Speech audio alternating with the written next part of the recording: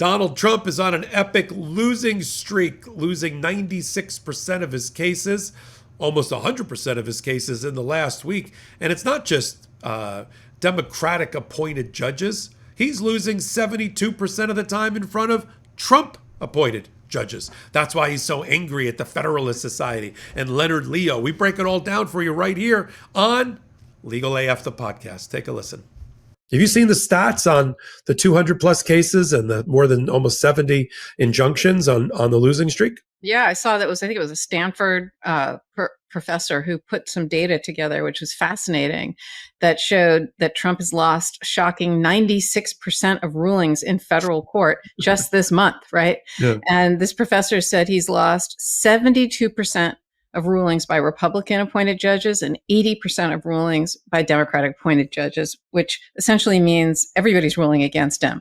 It's crazy. I mean, it was a great study and it's really interesting. And Trump is just basically lawless. He doesn't care whether it's lawful or not. I guess my question to you, Popok, which I've asked this before, why doesn't he try to do things lawfully? He's just like, no, seriously, like the thing with all these deportations, he could do it in a way that is lawful and accomplish the same thing, whether it's giving them some due process or having Congress pass a law, or like, why doesn't, whatever he wants to do, he controls both houses of Congress. Just pass the laws that you want instead of these ridiculous executive orders and get your stuff done that way. I'll never understand why it is that if he really wanted to do these things and win, he could, but he hasn't. Well, I got two answers to that. One is, it's like telling the scorpion to stop stinging the frog. That's not going to happen. And the second is, he can't, Congress, no matter that it's in his control, can't move with the velocity and the ferocity at which Donald Trump wants to operate. He could never get, he issued 150 plus executive orders. He could never get 150 plus laws passed in Congress to match the executive orders, especially on some of the topics that he's raised. So he has to operate by way of executive order in order to pay his debts with those that bought and paid for this president. He owes a lot of debt. But don't they want results, or do they just want these executive orders and, this blustering and, tough guy, and he gets shot down ultimately? They don't care. They don't really want results. They just want they're getting results until time is on their side. I'll give you an example. We can touch on it as well. When the Dobbs decision came out, taking away a woman's right to choose, first time in history, a right constitutionally granted by the Supreme Court was taken away by a later Supreme Court, taking away a woman's right to choose, of course, in Roe versus Wade. Joe Biden and Kamala Harris scrambled to try to figure out in federal agency law, statutes, and the like, how they could salvage something of reproductive rights for women. And one of the main ways they did was to look at federal funding for Medicare and Medicaid and hospitals and say, all right, well, we have the Emergency Medical Treatment and Labor Act, which we call EMTALA. And why don't we put guidance in EMTALA that says that if you, doctor, implementing your Hippocratic oath, if the life of the mother is in danger and abortion is the answer, you are to give her an abortion, regardless of the federal, whether it's a constitutional right or not a constitutional right. Now, the 23 red states all got upset about that. And there was a challenge to the United States Supreme Court that sort of punted on the issue and sent it back to the states to try to figure out EMTALA as emergency care when a woman's pregnant and the life of the mother is in danger. A trumped up, no pun intended, Catholic doctor group got together, Catholic doctors for who knows what. It's artificially made. They're not a real group. I mean, they're really, I assume they're really Catholic, but they're not a real group. They got together, they filed a suit in the Middle District of Tennessee recently, in which they wanted to challenge Joe Biden administration's guidelines about EMTALA, and to say that EMTALA and allowing abortion conflicted with their religious rights, whatever it was. But they had a coordinated and orchestrated attack against women with the Trump administration, because yesterday he sent out new guidelines to the doctors, telling them, no, the prior guidelines are wrong. You are not to use an abortion to save the life of a mother. That's not your ability, especially in states where it is illegal under Dobbs and the state, and you are to abide by the state, whatever he wrote.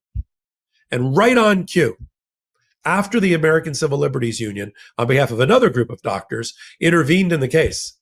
They dismissed the case because they didn't want to make bad law, and they got what they wanted because they got an executive order or guidelines out of the Trump administration because they're happy to play the long game. They're like the Putins of the world. They're willing to play. Well, we'll worry about next year. We'll worry about 2027 and 2027. And if the executive order gets overturned we'll count on the Supreme Court because we're doing 50-50 there, then we'll go to MAGA Congress because they just you couldn't pass this many bills given the close, narrow margins in the House. A little bit bigger in the Senate, but in the House, it's so narrow that Hakeem Jeffries is basically the co-speaker of the House. Yes, the big, beautiful abomination of a budget bill got passed, but that's a heavy lift, and you couldn't do that 150 more times. So this was their plan. This is their Project 2025. This is pages out of Project 2025.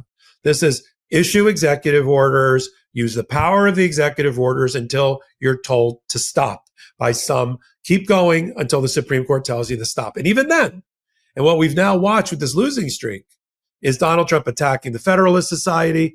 Talk about biting the hand that fed you. Yeah, what's up with that? That's it. Because the conservatives who are embedded within MAGA are now attacking Donald Trump and some of his picks. Like they don't want Emile Bove to be the Third Circuit judge. They think he's unqualified, both temperament-wise and otherwise, that he's a political hack. And they don't want to see him. And they wrote a whole thing in the National Review about it that pissed off Donald Trump. And also he's blaming he doesn't want to blame the losing streak on what you said, which is that he's lawless and that he's taking totally nonsensical and upside down positions that are easily refuted under the case law. Although he wins, he also wins occasionally, including at the Supreme Court. He can't blame that, or his legal guidance around him, or Stephen Miller, who's not a lawyer but plays one on the White House, in the White House. So he's got to blame the judges, and to blame the judges because everybody would say, "Well, you nominated them, you picked them. Are you saying you picked radical judges?" Oh no, not me. They were hand delivered to me. I outsourced that to Leonard Leo, the shadowy figure. I don't even think he's an American. That's what the guy actually said. So what happens? Are they going to turn on him? I mean, or are they going to change? But in the long game, like, is this going to help? That's my question. Cause I think he's really starting to, I always think this, cross a red line. But he never seems to, right? I mean, I am loving the Elon Musk is finally waking up and seeing what a disaster this whole situation is. He calls it an abomination. I know. Plus there's new reporting. We were going back and forth on another chain about apparently Musk.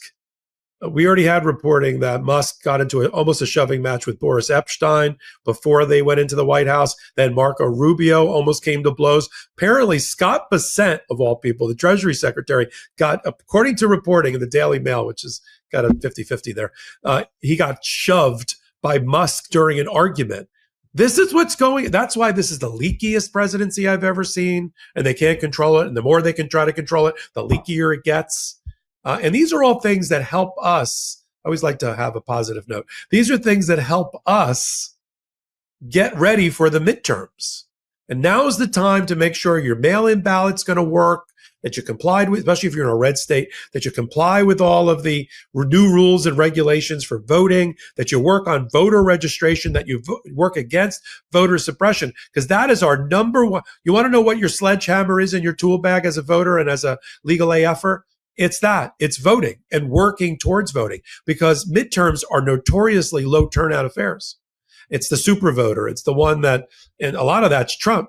But who's more motivated to go to the polls? MAGA, who's having, and independents who are having major misgivings and second thoughts about the Trump administration, or the Democrats who are watching this fascist play, play out. And this is the only way we can do it. Return the House and the Senate to the Democrats, both to stop federal judges from being appointed that are outside the mainstream, stop Supreme Court justices that he'll ultimately be allowed to appoint if required by giving us back the Senate, and set up the Democrats for the 2028 presidential election. This is about as simple a formula as you and I can talk about. Welcome back. You may know about Legal AF, the podcast, and if you do, we thank you right now. Popok to you. Thank you for being part of our audience. If you don't know what I'm talking about, that is Legal AF, top law and politics podcast out there. 5 years in the making. We're #1 law and politics podcast on the YouTube charts, but that's all because of you, and we need to continue to grow in order to fight back against this administration. With your help, we will. Listen to the show on audio downloads, wherever you get your audio podcasts. Watch the show. Send this clip off to people in your life and ask them to become part of our movement. Our journey is your journey. We appreciate all of you. So until my next report, I'm Michael Popok. Can't get your fill of Legal AF? Me neither. That's why we formed the Legal AF Substack. Every time we mention something in a hot take, whether it's a court filing or a oral argument, come over to the Substack. You'll find the court filing and the oral argument there, including a daily roundup that I do called, wait for it, Morning AF. What else? All the other contributors from Legal AF are there as well.